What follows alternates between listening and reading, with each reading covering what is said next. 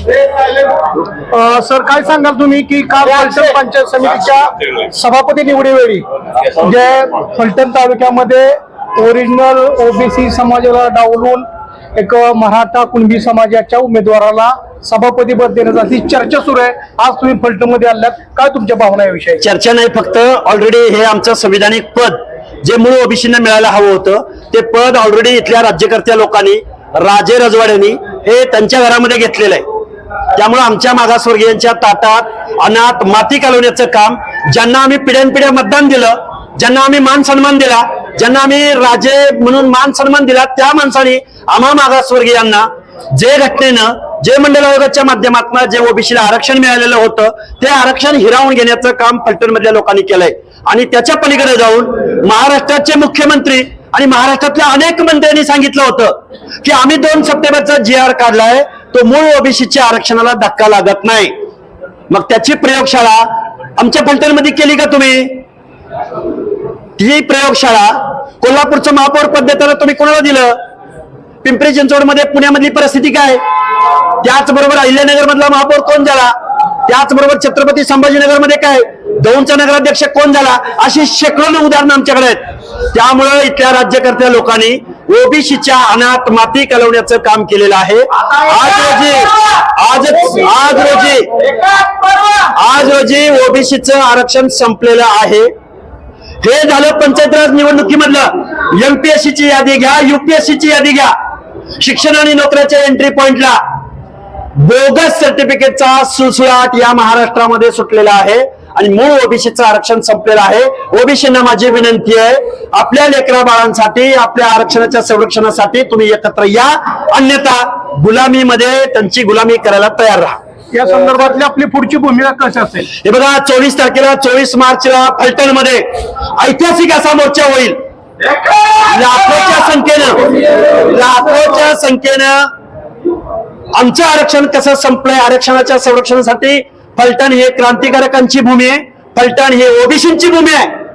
ज्या लोकांना आमच्या दारात मतं मागायला यायचे त्या माणसांना आम्ही हा जाब विचारण्यासाठी 24 मार्च रोजी आम्ही ओबीसी आरक्षण बचाव, ओबीसी एल्गार मोर्चा, नवे पर्व ओबीसी सर्व ही भावना डोळ्यासमोर ठेवून आम्ही येत्या 24 तारखेला फलटण मध्ये मोर्चा काढत आहोत, मोर्चाचे हाक देत आहोत. आताच आपण बोललो की सध्या अर्थसंकल्पीय अधिवेशन सुरू आहे आणि ओबीसी वर त्यामध्ये सुद्धा अन्याय झालेला आहे. हा अन्याय कायमच होत आलेला आहे. ज्या फुले शाहू आंबेडकरांनी देशाला दिशा दिली, ज्या फुले शाहू आंबेडकरांनी पुरोगामी विचार महाराष्ट्राला दिला, त्याच महाराष्ट्रामध्ये ओबीसींना 0.5% वर बजेट दिलं जात नाही.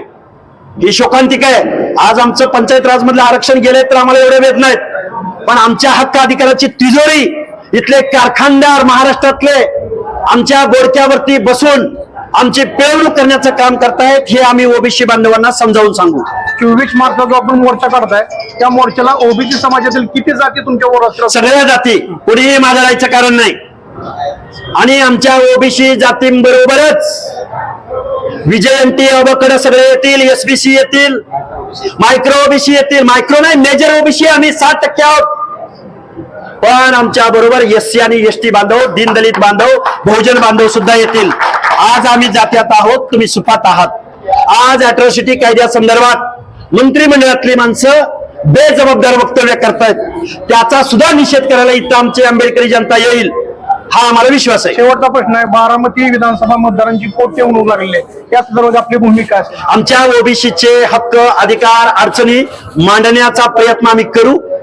त्या निवडणुकी संदर्भात मी इथं बोलणार नाही, मी बारामतीच्या डायसवर ते बोलीन. दुसरा एक असा मुद्दा आहे की राष्ट्रवादी बीजेपीचे सर्व कार्यकर्ते आहेत, पण कदाचित त्यांना वरून प्रेशर, कोणी प्रेशरला भीक घालणार नाही. इथं सगळे निवडून आलेले सदस्य आहेत, अनेक पदाधिकाऱ्यांनी राजीनामे दिलेले आहेत. अरे आम्ही जनतेसाठी आम्ही आहोत आणि ज्या जनतेच्या जीवावर आम्ही राजकारण करतो, पण ते मोर्चा सहभागी होतील, सगळे होण्याचा सामील, आणि जे कोणी होणार नाहीत त्यांना शुभेच्छा आहेत. म्हणून आम्ही आमच्या हक्क अधिकारासाठी, संविधानिक तरतुदीसाठी आम्ही घरी बसायचं अजिबात चालणार नाही. ओबीसी सारा एक आणि फलटणच्या क्रांतिकारी नगरीमधून या एल्गार मोर्चाची सुरुवात होईल. म्हणजे नक्कीच मोर्चाला सगळे सहभागी असणार, लाखोंचा जनसमुदाय येणार. लाखोंचा.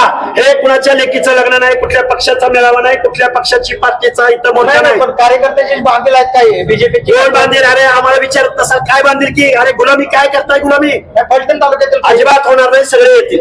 ओबीसी एकजुटीचा